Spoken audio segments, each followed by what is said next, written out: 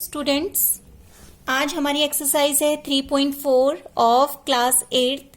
यहाँ पर आपको क्वेश्चन नंबर फर्स्ट है आपका। यहाँ पर आपको कुछ स्टेटमेंट दिए हुए हैं, आपको जस्टिफाई करना है कि ये स्टेटमेंट ट्रू है या फॉल्स। तो उसके लिए जो मैंने आपको प्रॉपर्टी लिखाई थी उसको ध्यान में रखना होगा। पहला क्वेश्चन है आपका, all rectangles are square. That means कि ऑल रेक्टेंगल्स स्क्वायर होते हैं।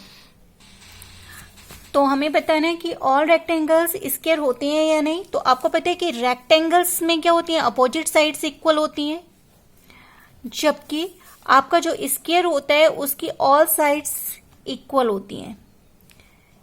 ठीक है, तो आपका रेक्टेंगल स्क्वायर नहीं हो सकता क्योंकि इसमें केवल अपोजिट साइड्स ही इक्वल होती हैं। तो आपका ये जो पहला स्टेटमेंट है कि ऑल रेक्टेंगल्स आर स्क्वायर, ये फॉल्स है। अगर स्टेटमेंट ये होता कि ऑल स्क्वायर्स आर रेक्टेंगल, तो ये ट्रू हो जाता है, क्योंकि जो स्क्वायर्स होती हैं वो रेक्टेंगल की तो प्रॉपर्टी सेटिस्फाई कर रहे हैं, वो रेक्टेंगल है वो स्क्वायर की जो प्रॉपर्टी है वो सेटिस्फाई नहीं कर रहा। रेक्टेंगल को स्क्वायर होने के लिए इसकी ऑल साइड्स को भी इक्वल होना जरूरी है। तो आपका पहला स्टेटमेंट फॉल्स है।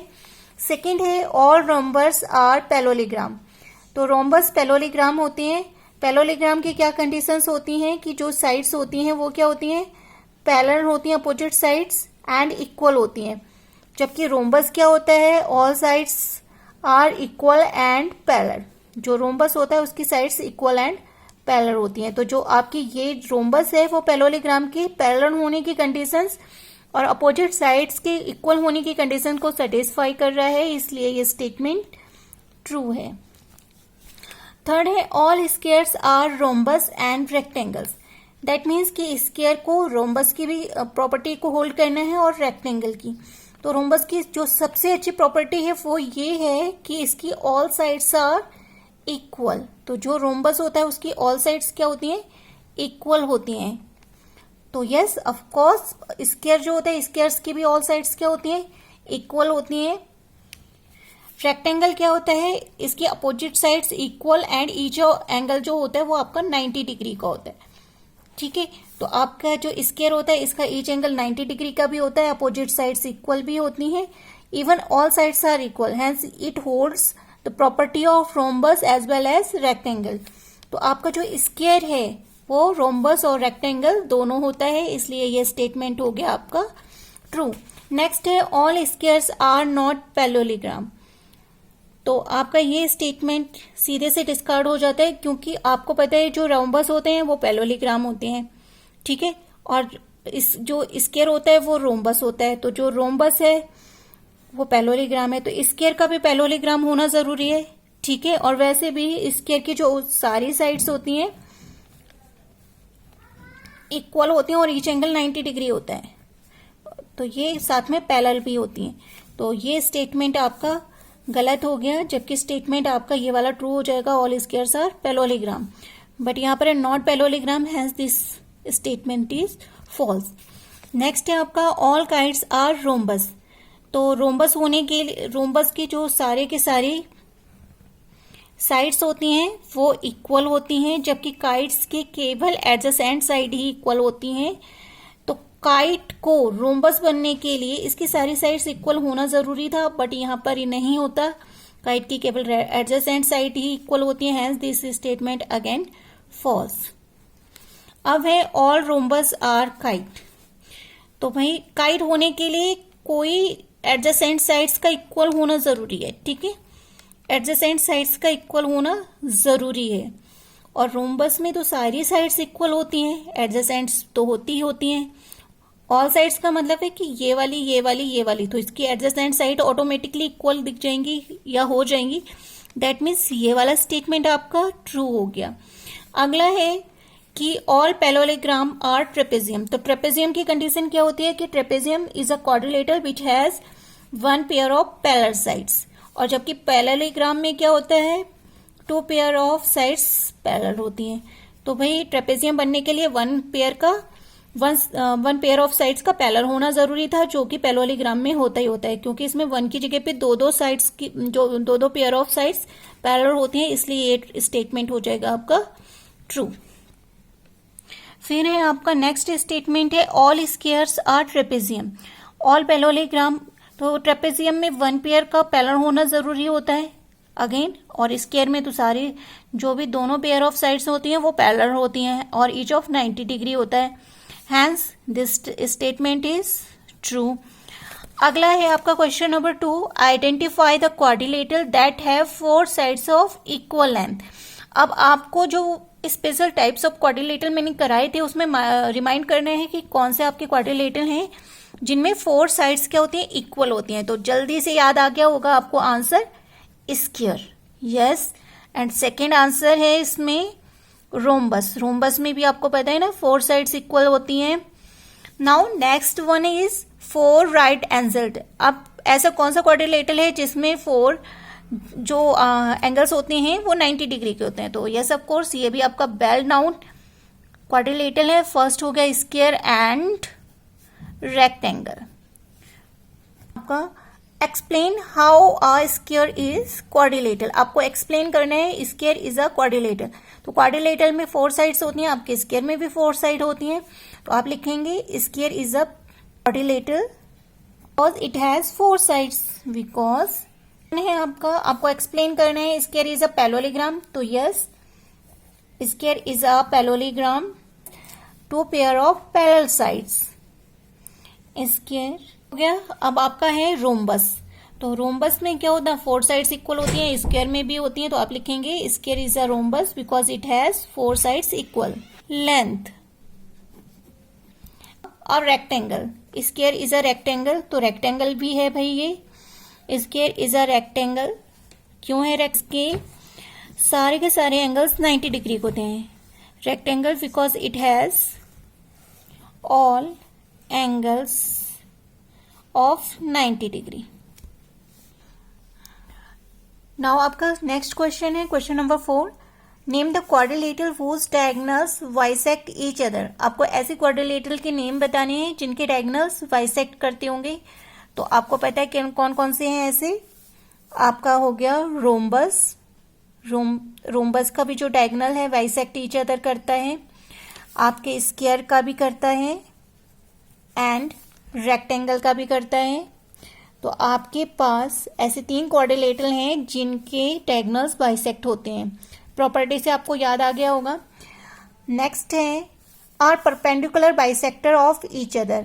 ऐसे क्वाड्रिलेटरल जिनके डायगोनल्स बाइसेक्टर भी हैं और कैसे बाइसेक्ट कर रहे हैं, 90 डिग्री पर। तो ये हमारे स्क्वायर के जो क्वाड्रिलेटरल स्क्वायर के जो डायगोनल्स होते हैं परपेंडिकुलरली बाइसेक्ट होते हैं, और रोम्बस के भी क्या होते हैं, परपेंडिकुलर बाइसेक्ट होते हैं। ठीक है। नेक्स्ट है आपका थर्ड, आर इक्वल। तो आपके इक्वल कौन से ऐसे क्वाड्रिलेटरल हैं जिनके डायगोनल्स इक्वल होते हैं? तो वो है आपका रेक्टेंगल और स्क्वायर। इनके भी क्या होते हैं, डायगोनल्स आपस में बराबर होते हैं। नेक्स्ट क्वेश्चन है आपका 5, explain why a rectangle is a convex quadrilateral. तो जब मैंने पॉलीगन्स की डेफिनेशन लिखाई थी उसके साथ ही मैंने कॉन्वेक्स पॉलीगन लिखाए थे। तो कॉन्वेक्स पॉलीगन क्या होते हैं, जिनका कोई भी एक्सटीरियर डायगोनल नहीं होता, वो आपके क्या कहलाते हैं, कॉन्वेक्स पॉलीगन कहलाते हैं। और अगर क्वाड्रिलेटरल की बात करें तो वो क्वाड्रिलेटरल जिनमें एक्सटीरियर डायगोनल नहीं होता वो कॉन्वेक्स क्वाड्रिलेटरल कहते हैं। तो या तो आप डेफिनेशन लिख लो, why the definition convex quadrilateral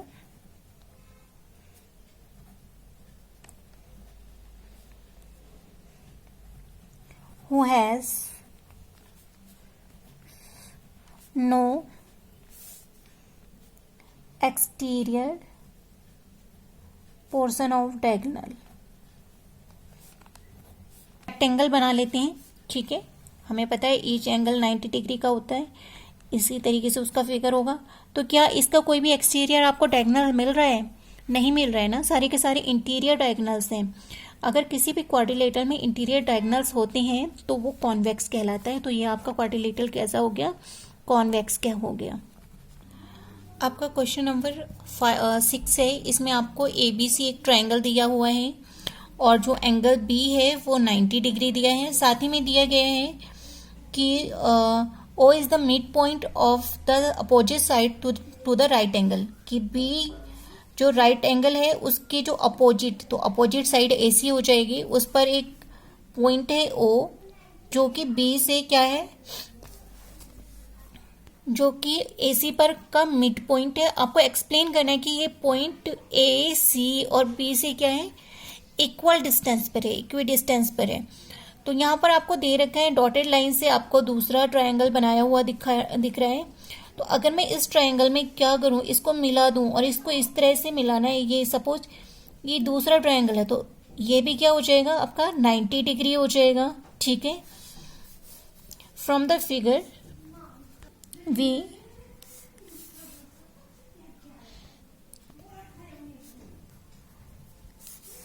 the line from,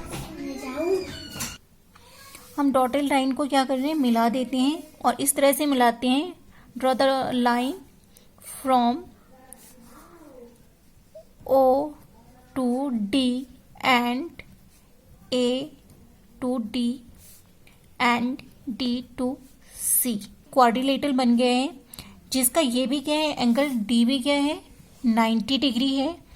ठीक है, क्योंकि हमने पैरेलल मिलाया हुआ है तो ये 90 डिग्री है।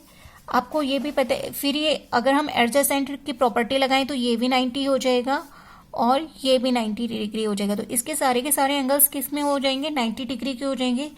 और आपको पता है कि अगर किसी भी क्वाड्रिलेटरल का ईच एंगल 90 डिग्री होता है तो वो क्या होता है, रेक्टेंगल होता है। तो अगर मैं इसको एक्सप्लेन करूं, इसके जो आपके एडजेसेंट है, अगर मैं angle A plus angle B कितना होना चाहिए, 180 डिग्री होना चाहिए।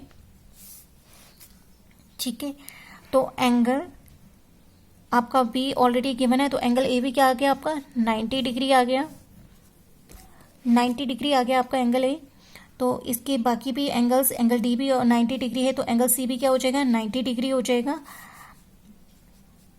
इट्स ईच एंगल जो आपका क्वाड्रिलेटरल है A B, it has each angle of 90 degree. और आपको पता है ऐसा क्वाड्रिलेटरल जिसके सारे एंगल्स 90 डिग्री के हों तो वो क्या होता है, एक क्वाड्रिलेटरल होता है। तो हम लिख सकते हैं hence ABCD is a quadrilateral, ABCD is a rectangle. और जो रेक्टेंगल होते हैं उनके जो डायगोनल्स होते हैं वो बाइसेक्ट करते हैं, दैट मीन्स कि इक्वल एंड बाइसेक्ट करते हैं। तो OA इक्वल टू क्या हो जाएगा, OC हो जाएगा and OB equal to OD हो जाएगा। अगेन बाइसेक्ट करने के साथ साथ डायगोनल्स आपस में इक्वल भी होते हैं, that means AC equal to होता है आपका BD। तो अगर ये डायगोनल्स आपस में इक्वल भी होते हैं तो इसका मतलब है OA इक्वल टू क्या हो जाएगा, OC हो जाएगा, जो कि है O, और OC इक्वल टू OB हो जाएगा, OB इक्वल टू OD हो जाएगा। तो OA, OB और OC ये आपस में बराबर हो गए। और अगर ये लेंथ यहां से आपस में बराबर है तो जो ये पॉइंट O है वो A से भी इक्वल डिस्टेंस पे, अगर ये डिस्टेंस 2 है तो इधर से भी ये 2 होगी, क्योंकि इक्वल है, ये भी 2 होगी। तो हम कह सकते हैं कि hence point O is equidistant from A, B and C। So we can say that hence point O is equidistant from A, B and C.